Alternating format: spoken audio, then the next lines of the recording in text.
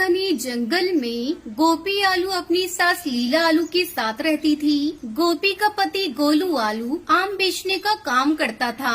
उसकी दुकान के आम ताजे और रसीले होते थे, जिसके चलते गोलू आलू की दुकान पर आम खरीदने वालों की भीड़ लगी रहती थी। उसका अपने एक आम का बगीचा था। सुबह सुबह गोपी आलू उसकी सास बगीचे में से आम तोड़कर इकट्ठा करती थी, फिर गोलू ने ले जाकर दुकान पर बेचता था। इस तरह उनका जीवन बड़े आराम से बीत रहा था। गोलू आलू की दुकान के पास ही काली आलू की आम की दुकान थी। उसकी दुकान पर बहुत ही कम लोग आते थे। इससे काली आलू बहुत परेशान रहता था। ऐसा क्या करूं जिससे इस गोलू आलू की आम की दुकान बंद हो जाए। इसकी दुकान की वजह से ही लोग मेरी दुकान पर नहीं आते। कुछ न कुछ इसका इंतजाम करना ही होगा। ऐसा सोचकर कालिया आलू गोलू आलू के आम के बगीचे के चारों ओर जहर मिला देता है। जहर की वजह से उसके आम के बगीचे खराब हो जाते हैं। उसके पास सुबह सुबह गोपी आलू बगीचे में जाती है तो वहाँ का नजारा देखकर चिल्लाने लगती है। माँ जी, अरे माँ जी, जल्दी यहाँ आइए, हम लुट गए, बर्बाद हो गए। ये देखिए, सारे आम के बगीचे खराब हो गए। गोपी आलू के चिल्लाने की आवाज सुनकर गोलू आलू वहाँ आ जाता है। ये सब कैसे हो गया गोपी? कल रात तो मैंने इन्हें अच्छे से पानी में भिगो दिया था।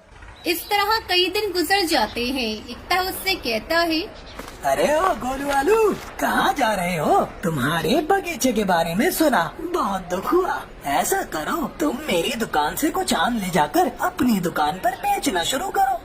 ये सुनकर वो वहाँ से चला जाता है। ऐसे ही काफी दिन गुजर जाते हैं। एक दिन गोपी आलू के कद्दू काका उनके घर आते हैं। क्या बात है गोपी बेटा, तुम इतनी उदास क्यों हो? क्या बताऊँ काका, जब आप दूसरे जंगल घूमने के लिए गए थे तभी मेरे घर एक घटना घट गई। पता नहीं कैसे हमारे सारे आम के बगीचे खराब हो गए और गोलू जी की दुकान बंद हो गई। अब हमारे पास इतने पैसे भी नहीं है कि हम लोग फिर से आम की खेती कर सकें। अरे बेटा, मुझे तो इस बारे में कुछ पता ही नहीं था, लेकिन तुम चिंता मत करो, मैं आ गया हूँ। सब कुछ ठीक हो जाएगा। ये लो, मेरे पास कुछ जादुई बीज हैं। जब मैं दूसरे जंगल घूमने के लिए गया था तभी एक जादूगर ने मुझे इस बीज को दिया था। तुम्हें पता है, ये जादुई आम के बीज हैं। मैं तो आम की खेती करता नहीं हूँ, इसलिए ये मेरे किसी काम के नहीं है। इन बीजों को देने के लिए मैं तुम्हारे घर आया था। तुम इन बीजों को अपने बगीचे में बिखेर देना।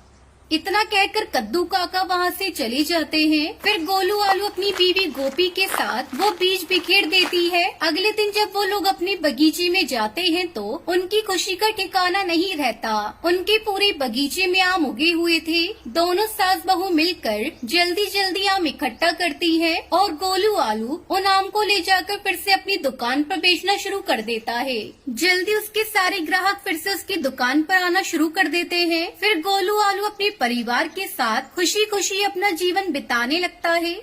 बहुत समय पहले रामपुर गांव में चुटकी अपनी माँ भोली और अपने पिता भोला आलू के साथ रहती थी। चुटकी आलू के माता पिता उससे बहुत प्यार करते थे। एक दिन भोली बीमार पड़ जाती है और उसे अपनी बेटी की चिंता सताने लगती है। ऐसे में एक दिन भोली खिड़की पर बैठी धूप सेक रही थी। तभी वो देखती है कि पड़ोस में रहने वाली लाल मिर्च की सौतेली माँ उसे धक्के देकर घर से बाहर निकाल देती है। ये सब देखकर भोली बहुत डर जाती है और वो सोचने लगती है, अगर मैं मर गई तो मेरी बेटी का क्या होगा? अगर भोला आलू ने दूसरी शादी कर ली तो सौतेली माँ मेरी बेटी को इसी तरह घर से बाहर निकाल देगी। जब शाम को भोला आलू घर लौटता है तो उससे कहती है, सुनो जी, अगर मैं मर गई तो तुम दूसरी शादी मत करना, वरना सौतेली माँ मेरी बेटी पर बहुत अत्याचार करेगी। ये सुनकर भोला आलू से समझाते हुए कहता है, भोली, मरे तुम्हारे दुश्मन, तुम ये कैसी बातें कर रही हो? तुम्हें कुछ नहीं होगा, तुम जल्दी ठीक हो जाओगी। नहीं, तुम्हें आज मुझसे ये वादा करना ही होगा कि मेरे मरने के बाद तुम कभी दूसरी शादी नहीं करोगे। भोली, मैं तुमसे वादा करता हूँ कि मैं कोई दूसरी शादी नहीं करूँगा। कुछ दिन इसी तरह बीत जाते हैं। भोली की हालत दिन पर दिन बिगड़ती जा रही थी और एक दिन वो मर जाती है। चुटकी अपनी माँ से लिपट कर रोने लगती है।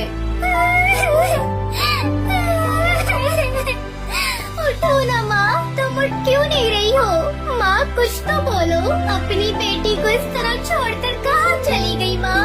अपनी बेटी को रोता देखकर भोला आलू से चुप कराता है। बेटी, तेरी माँ बहुत अच्छी थी, इसलिए भगवान ने उसे अपने पास बुला लिया। अब भोला आलू अपनी बेटी का ध्यान रखता है और फिर काम पर चला जाता था। एक दिन उसके घर कद्दू आता है और उससे कहता है, तुम कब तक भाभी के गम में इस तरह डूबे रहोगे? मेरी मानो तो तुम दूसरी शादी कर लो। चुटकी बिटिया अभी बहुत छोटी है, उसे माँ की जरूरत है। कद्दू भोला आलू को बहुत समझाता है। ना चाहते हुए भी भोला आलू कद्दू की बात मान लेता है और वो लाली टमाटरी से शादी कर लेता है। लाली टमाटरी शक्ल से बहुत ही भोली थी, वास्तव में वो बहुत ही निर्दयी थी। लाली टमाटरी भोला आलू के सामने चुटकी से बहुत प्यार करती, लेकिन उसके काम पर जाते ही वो चुटकी बिटिया पर अत्याचार करना शुरू कर देती थी। एक दिन वो चुटकी से कहती है, अरे ओ महारानी, चल उठा ये झाड़ू और कमरे में झाड़ू लगा, फिर आकर मेरे पैर दबा, और खबरदार अगर तूने अपने बाप से कुछ कहा तो तेरी बोटी बोटी काट कर चील को खिला दूंगी। तेरे बाप को पता भी नहीं चलेगा। अपनी सौतेली माँ की बात सुनकर चुटकी बहुत डर जाती है। वो अपने पिता से कुछ नहीं कहती। एक दिन चुटकी की तबीयत कुछ खराब थी। जब लाली टमाटरी उससे काम करने को कहती है, तब चुटकी मना कर देती है। माँ, आज मेरी बहुत तबीयत खराब है, इसलिए मैं घर का काम नहीं कर पाऊंगी। मुझे बहुत कमजोरी महसूस हो रही है। चुटकी की ये बातें सुनकर लाली गुस्से से लाल हो जाती है और उसे पीटने लगती है और उसे घर से बाहर धक्का देकर निकाल देती है। उसी समय भोला आलू किसी काम से वापस अपने घर आ रहा था। जब वो लाली टमाटरी की हरकत देखता है तो गुस्से से आग बबूला हो जाता है और वो लाली टमाटरी से कहता है, लाली टमाटरी, मैंने अपनी बेटी के लिए तुमसे शादी की थी। तुम तो मेरी बेटी के साथ बहुत बुरा बर्ताव करते हो। तुम अभी और इसी वक्त मेरे घर से बाहर निकल जाओ। ये सुनकर लाली भोला आलू से माफी मांगने लगती है। भोला, मुझे माफ कर दो, ये चुटकी बहुत ज्यादा बदतमीज है। तुम तो जानते हो ना मैं तुमसे और चुटकी से कितना प्यार करती हूँ। तुम ही मुझे बताओ, मैं अपनी बेटी को नुकसान पहुँचा सकती हूँ क्या? वो लाली टमाटरी को माफ नहीं करता और उसे घर से भगा देता है। फिर भोला आलू अपनी बेटी चुटकी के साथ खुशी खुशी